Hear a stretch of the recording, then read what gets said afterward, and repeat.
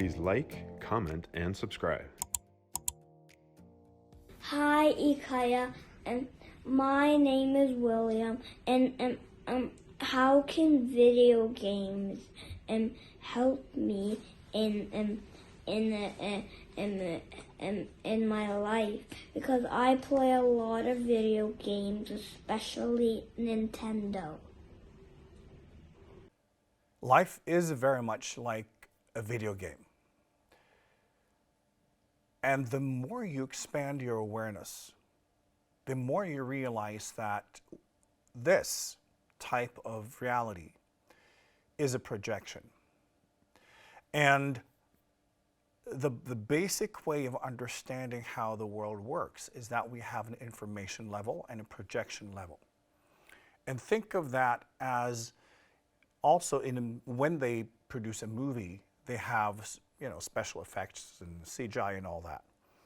And often you have one screen where you can see the finished product and you see what's going on, see the movie or the video game. And then you have the architecture on a different screen where you work on the technical side. And you work on that and you design everything, and that's being projected. And in life, it's very much how it works. It's the vertical versus the horizontal. And in the vertical, you have the information and the math of how everything works. And then that creates projection. And consciousness in itself is connected to the vertical consciousness. And then we live in this. And what we learn as we expand is that life is a reflection of our own consciousness. We project where we stand, our assumptions about life, where we are in our own journey. And then life will reflect back, and that's what we experience. When we enter a lifetime, it's very much like having an avatar in a video game. As spirit, as high consciousness, you relate to this body much like a gamer relates to the avatar. You operate the avatar and you're fully involved in the game, but you're also aware that it's not real. This is real in its own way, but from a spiritual perspective, it's not all there is. Just like a video game can teach you things. You can explore, you can be on journeys, you can learn about yourself. It's still a limited format. When we go through a lifetime, it's also very much like a game in the way that the format and what's available to you is pre-programmed. When you enter a lifetime, it's to study specific principles. You're studying specific karma, which is everything you haven't learned yet. And you focus on specific things in your own growth and spiritual evolution. So in that respect, your video game is designed for you.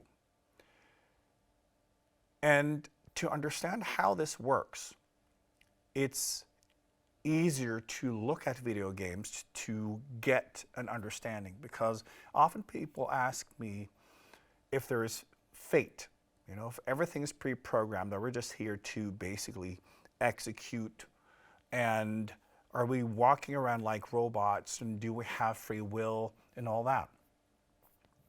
In a game, you can do many different things. You can play the game often in a million different ways or more, but it's still within the framework of the game. And as you get better at it, you're able to release maybe more of the tools. You can score more points. You can go to different levels. So as you get more masterful, you get more out of this game.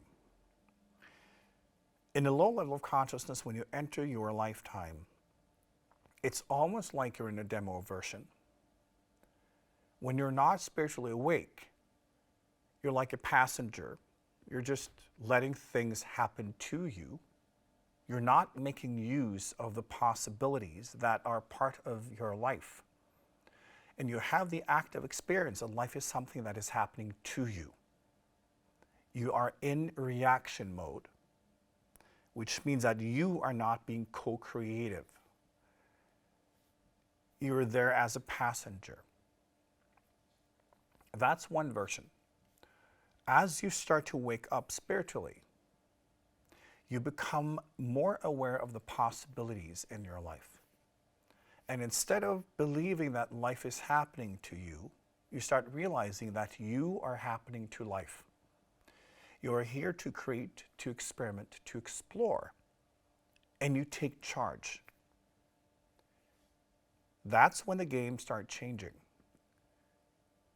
Because at that level, you have more skills, you have more insight.